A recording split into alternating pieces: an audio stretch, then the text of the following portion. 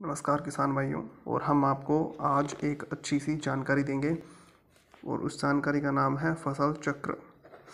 तो बात करते हैं फसल चक्र के बारे में। अगर आप पहली बार आए हैं हमारे चैनल पर तो लाइक और सब्सक्राइब कर दीजिए, और आप पहले भी हमारे चैनल से जुड़े हुए हैं तो चलिए बात करते हैं वीडियो के बारे में। आपने कभी कभी या बहुत से किसानों ने देखा होगा कि एक खेत में 3 से 4 साल बाद उत्पादन में कमी आ जाती है। तो यह कमी क्यों आती है, यह कैसे आती है, इसके पीछे क्या कारण हो सकते हैं? तो सबसे बड़ा कारण यही मानते हैं कि फसल चक्र न अपनाने से फसल उत्पादन में कमी हो रही है। अब आप सोच रहे होंगे कि फसल चक्र क्या है और यह कैसे काम करता है, और यह नहीं अपनाने से क्या इसके नुकसान हो सकते हैं। तो बात करते हैं फसल चक्र क्या होता है।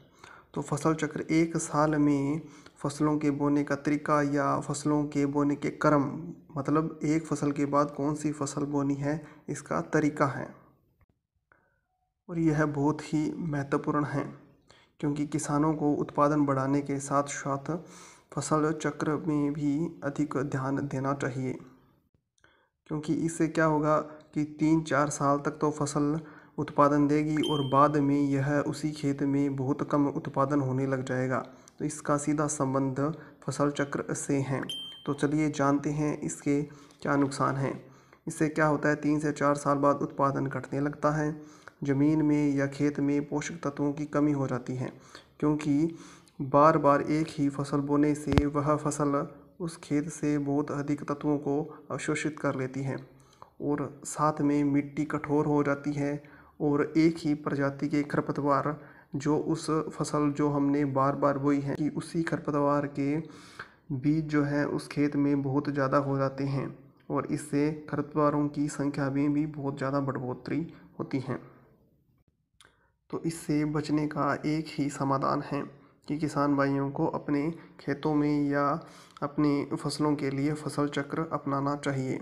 मान लीजिए आप एक खेत में एक ही साल में गेहूँ या कपास, मतलब एक समय कपास और दूसरे टाइम गेहूँ बो रहे हैं, तो इसके अगले साल भी आप ऐसा ही कर रहे हैं, एक साल कपास और एक साल गेहूँ बो रहे हैं, तो इससे क्या होगा कि फसल चक्र सही नहीं होगा। तो आपको क्या करना है, जब आप एक साल कपास बो रहे हैं तो उसी साल में दूसरे टाइम आपको एक दाल वाली फसल बोनी है, और अगले साल आप कपास बो रहे हैं उसी समय में कोई और फसल बोएंगे। तो इससे क्या होगा कि आपके फसल चक्र अर्थात कि फसलों को बदल कर या क्रम में बोना होगा, तो आपका जो फसल चक्र है वह सही रहेगा और पोषक तत्वों में कमी नहीं आएगी। क्योंकि दाल वाली फसलें पोषक तत्व छोड़ती हैं, और जो अनाज वाली फसलें हैं जैसे गन्ना या गेहूं है, चावल है, यह फसलें पोषक तत्वों को अधिक अवशोषित करती हैं। तो इससे पोषक तत्वों में कमी आ जाती है। तो आपको क्या करना है कि उसके जो आगे वाला टाइम होता है उसमें दाल वाली फसलों को बोना है। इससे क्या होगा कि आपके खेत है उसके पोषक तत्वों में अधिकता बनी रहेगी और उत्पादन में भी कमी नहीं आएगी।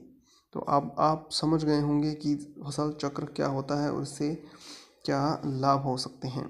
तो आपको भी यह करना चाहिए और अधिक से अधिक उत्पादन बढ़ाना चाहिए। यही हमारी भारतीय कृषि में क्रांति आएगी और अधिक लाभ मिलेगा। नमस्कार किसान भाइयों, आपको हमारे चैनल पर आने के लिए धन्यवाद, और ऐसी और भी कृषि जगत से जुड़ी जानकारियाँ प्राप्त करने के लिए हमारे YouTube चैनल से जुड़े रहिए। धन्यवाद।